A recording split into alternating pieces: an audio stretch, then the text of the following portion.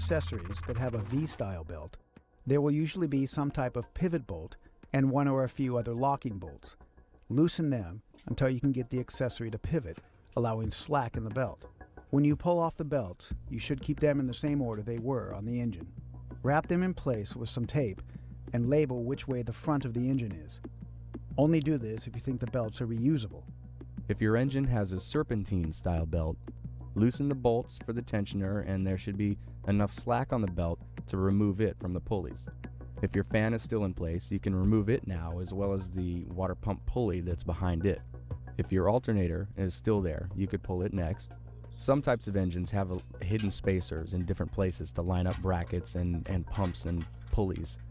On this engine, there was a little hidden spacer behind the alternator bracket. Every engine design is different. Keep an eye out for little particular arrangements of accessories and brackets as they come off.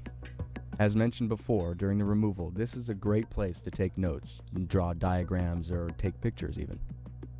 All the bolts and any loose pieces like that little spacer have to go into an organizing bin or some kind of bags that are labeled.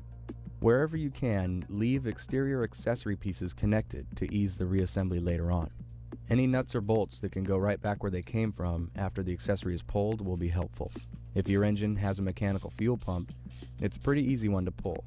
If there's a steel fuel line, you should disconnect it first. On some engines, when you're pulling it out, you need to work it around the lever that's attached to it. On other engines, there's this fuel pump cover plate with a rod that hides behind it that gets pushed on by the camshaft. Get ready for it or it'll drop out on its own. The boat motor gave us another hint that there was something interesting going on inside it. You could do your water pump next. If you want to get some pulleys off easily, take your actual fan belt, run it around 2 of the pulleys, and then you'll be able to loosen all the bolts. The pump itself is usually pretty straightforward. Pull the bolts, give it a whack or 2, and it'll be free to go. You might as well get the main pulley off while you're in this area. Keep these main pulley bolts handy. Now you can see the harmonic balancer, sometimes it's called the damper. The balancer on many engines is pressed onto the nose of the crankshaft and can't be pulled off by hand. You need to use a harmonic balancer removal tool that will thread into the same holes the pulley was held by. If the crank starts to spin, you can try to jerk the bolt once or twice, or turn even slower.